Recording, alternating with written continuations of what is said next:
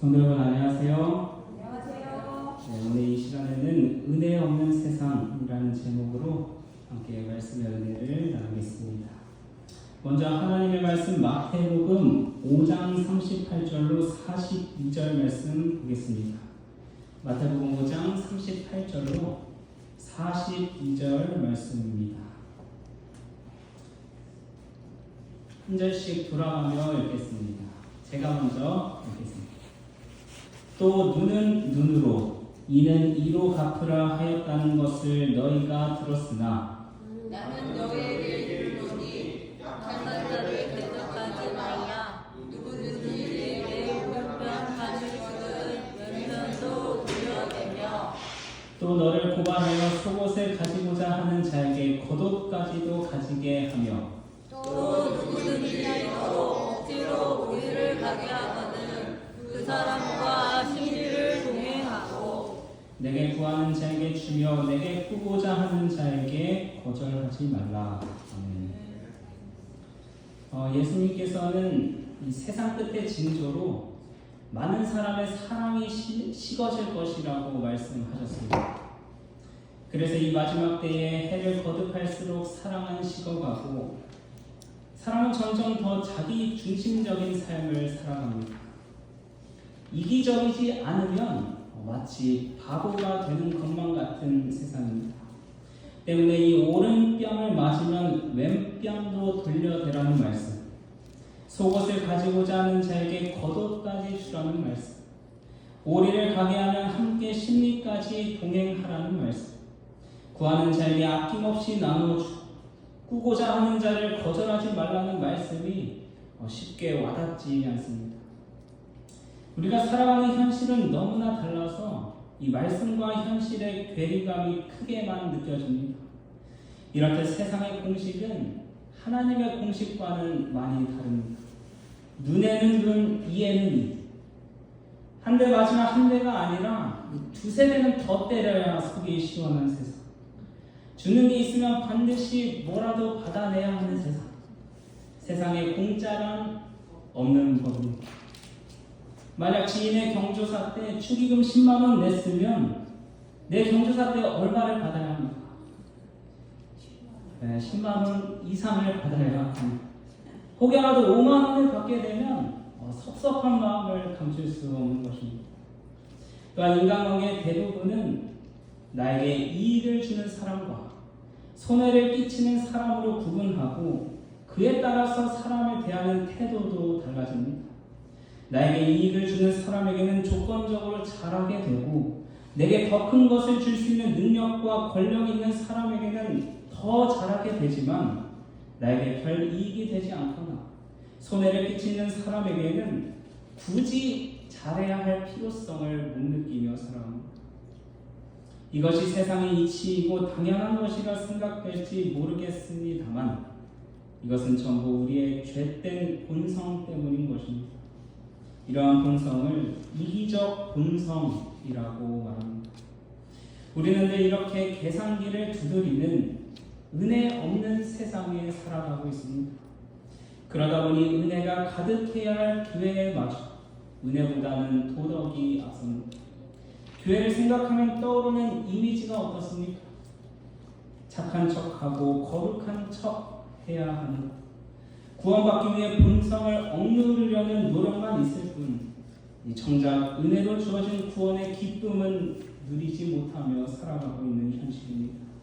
참으로 안타까운 모습이지 않습니까?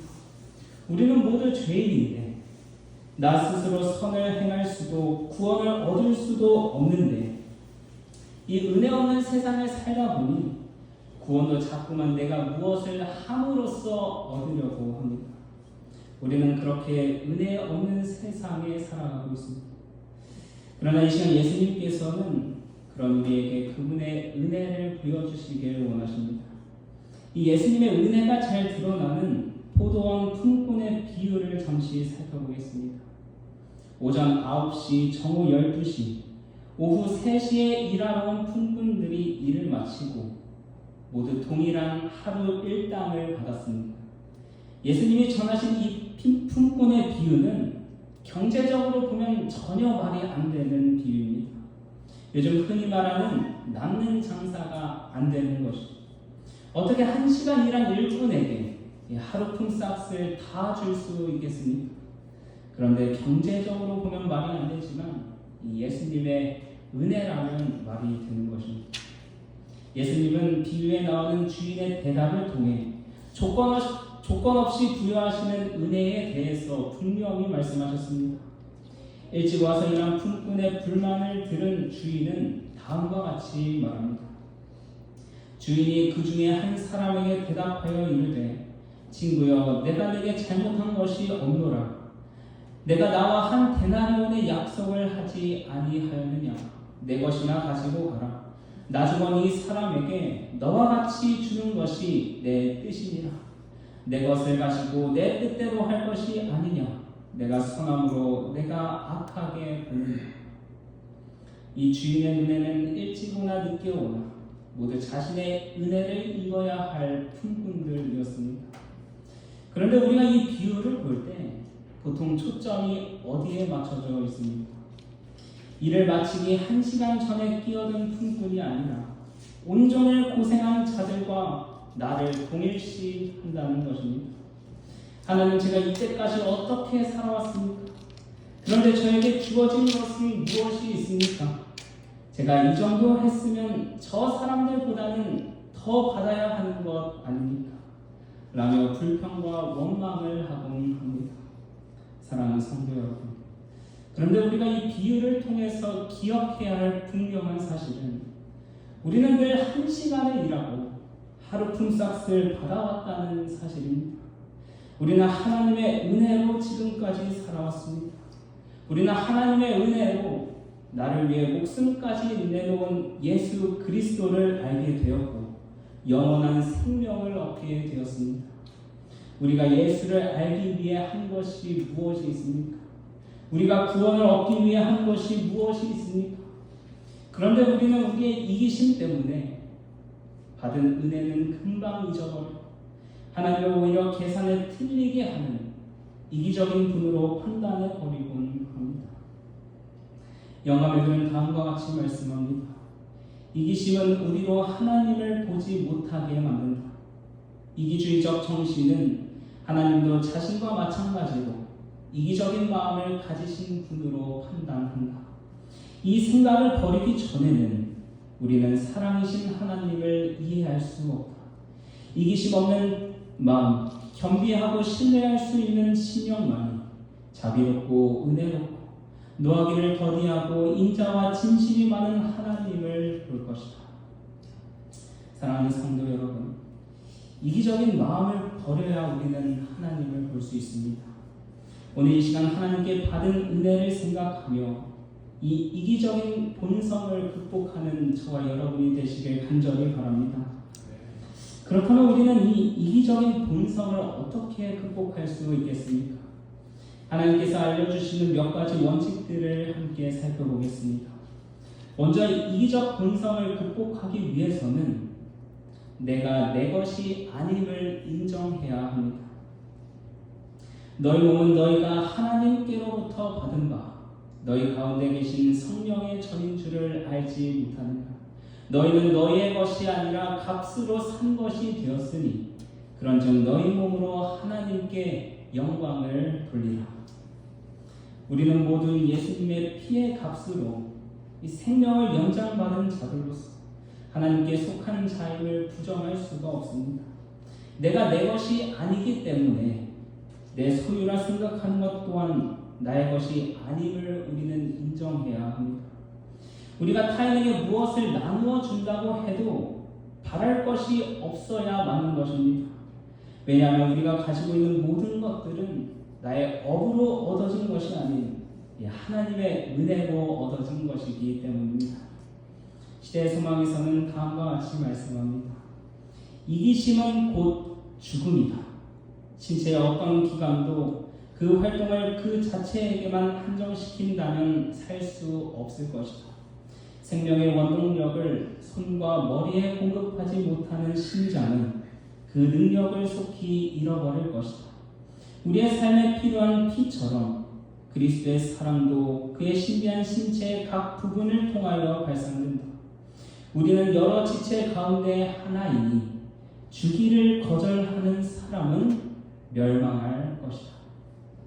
사랑하는 성도 여러분, 하나님께서는 우리에게 살 길을 알려주셨습니다. 그것은 바로 이기심을 버리는 것입니다. 내가 내 것이 아님을 인정할 때 우리는 비로소 이기적인 마음을 버리고 살아갈 수 있습니다. 하나님께 받은 은혜를 나누는 삶을 통해 이기적 본성을 극복하는 저와 여러분이 되시길 간절히 바랍니다.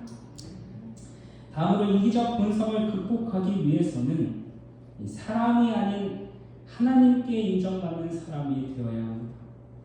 사람한테 인정받으려는 생각을 갖다 보면 이기적인 마음이 발동하기 시작합니다. 내가 이 정도 했으면 알아줘야 하는데, 내가 이 정도 했으면 나한테 그렇게 하면 안 되는데, 이러한 마음 역시 우리의 이기적 본성 때문인 것입니다. 우리는 종종 남을 위해 헌신하거나 하나님의 사업을 할 때 나의 수고와 노력을 아무도 알아주지 않는다면 괜스레 섭섭해지곤 합니다. 섭섭함을 넘어서 때로는 화가 나기도 합니다. 그러나 우리는 전혀 그럴 필요가 없습니다. 너는 구제할 때에 오른손에 하는 것을 왼손이 모르게 하여 내 구제함을 은밀하게 하라. 은밀한 중에 보시는 너의 아버지가 갚으시리라. 사람들이 알아주지 않는 것이 우리에게 오히려 축복이 되는 이유는 연약한 인간의 축복과 칭찬 대신에 우리 아버지 하나님께서 우리의 은밀한 구제에 대한 축복을 약속하셨기 때문입니다. 사랑하는 성도 여러분, 사람들에게 인정받으려고 하지 말고 우리 하나님께 인정받는 사람이 되시길 간절히 바랍니다. 하나님만 아신다면 그걸로 족할 줄 아는 저와 여러분이 되시길 바랍니다. 그리스도인들에게는 사람이 아닌 하나님께 인정받는 것이 넘치는 축복입니다. 마지막으로 이기적 본성을 극복하기 위해서는 선한 동기를 어디에 두어야 하는가 생각해 보아야 합니다. 제가 군복무할 때 있었던 일입니다. 제가 2016년도에 군복무를 할 때에는 군대가 이전과는 많이 달라져서 좋은 생활 여건을 보장받으면서 지낼 수 있었습니다. 예전에는 내무관이라고 불리던 곳이 요즘에는 생활관으로 불려지고 있고, 대부분의 부대가 한 생활관에 8명 내외의 동기들이 함께 모여서 생활하기 때문에 선임 눈치 볼 것 없이 아주 편하게 생활할 수 있습니다. 저 역시 동기 생활관에서 이 비슷한 시기에 입대한 동기들과 함께 생활을 했습니다. 생활관에 선임이 없으면 정말로 마음이 편안하고 좋지만 부작용도 존재하는데 그것이 무엇인지 아십니까? 해야 할 일을 서로 미룬다는 것입니다. 선임이 있다면 말하지 않아도 알아서 불 끄고 켜고 빨래도 척척하고 청소도 군말 없이 할 텐데, 생활관이 쓰레기장이 되어도 이 빨래가 산더미처럼 쌓여도 먼저 나서서 치우는 사람이 없습니다. 저희 생활관에도 그런 문제가 있었습니다. 부대 내에 세탁기가 몇 대 없었기 때문에 이제 생활관별로 빨래 바구니에 한꺼번에 모아서 빨래를 하곤 했습니다. 그래서 생활관에서 이 순서를 정해서 한 명씩 돌아가면서 빨래를 하게 되는데, 대부분의 동기들이 자신의 차례 때에 제때 빨래를 하지 않아서 매번 빨래가 바구니를 넘어 바닥까지 쌓이곤 했습니다. 보다 못한 저는 그래 이렇게 다들 미루고 하기 싫어하는데 좋은 일 좀 해보자 마음 먹고 혼자 도맡아서 빨래를 하기 시작했습니다. 하루 이틀 홀로 빨래를 하고 널고 있는데 하루는 동기가 저의 빨래하는 모습을 보더니 이렇게 말하고 지나가는 것이었습니다. 형준이 빨래하네, 수고한다. 제 기분이 어땠을까요? 격려해주는 동기의 모습에 힘이 나서 더 열심히 할 수 있었겠습니까? 아니었습니다. 섭섭하다 못해 화가 치밀어 올랐습니다. 그런데 화가 나면서도 제 자신에게 의문이 들었습니다. 왜 화가 나는 걸까? 분명 나는 그들을 위해서 시작했던 일이 아니었는가? 고민 끝에 해답을 찾게 되었습니다. 이것이 다 나의 이기심 때문입니다. 나의 이기심 때문에 선한 동기마저 변질되었다는 사실을 깨닫게 되었습니다. 베풀면 보상이 오리라는 세상의 공식에서 벗어나지 못했던 것입니다. 제가 처음 빨래를 도맡아서 하게 된 동기가 무엇이었습니까?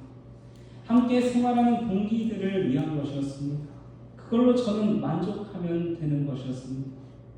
영감의 글은 다음과 같이 말씀합니다. 마귀는 모든 정교한 속임수를 꾸며내어 인간의 모든 선한 동기를 저지시키기 위하여 노력할 것이다. 사랑하는 성도 여러분, 우리는 처음에 가졌던 동기를 잘 살펴보아야 합니다. 동기를 잊으면 사탄에 의해 타인을 위한 일도 그저 개인적 만족을 채우는 데에 그치게 되고 마는 것입니다. 하나님을 위한 일도 그저 내 업을 세우기 위한 일로 그치게 되는 것입니다. 우리가 영혼들과 접촉할 때에도 마찬가지입니다. 하나님의 사랑이 필요한 영혼들을 찾아가서 베풀고 그들을 위해 기도하면 무언가 반응이 오기를 기대합니다. 그리고는 기대했던 반응이 나타나지 않으면 실망해 버리고 맙니다. 우리가 영혼을 찾아가는 동기가 무엇이었습니까? 그저 하나님께 받은 은혜를 나누어 주는 것이 아니었습니까? 그저 내 이웃을 내 몸과 같이 사랑하는 것이 아니었습니까?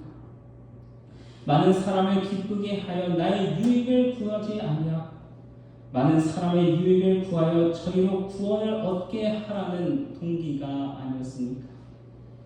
우리는 진정 영혼을 먼저 사랑하는 건지 아니면 결과를 사랑하는 건지 구분이 안 될 때가 정말 많습니다. 사랑하는 성도 여러분, 영들을 대할 때 돌아오는 것이 없더라도 하나님께서 본래 주셨던 선한 동기로 영혼들을 대하시길 간절히 바랍니다. 그리하여 우리의 이기적 본성을 극복하고 예수 그리스도의 무조건적인 사랑을 베풀게 되시길 간절히 바랍니다. 내 가진 것을 다 퍼주고 다른 사람 대신 내가 손해보는 일을 자처하면 이 세상에서는 미련하다 바보 같다고 손가락질 받을지는 모르겠습니다. 그런데 예수님께서는 그러한 삶을 사셨습니다. 내가 바보가 되어서라도 주변 이들에게 하나님의 은혜를 나눌 수 있다면 그것으로 만족하는 삶을 살게 되시길 간절히 바랍니다.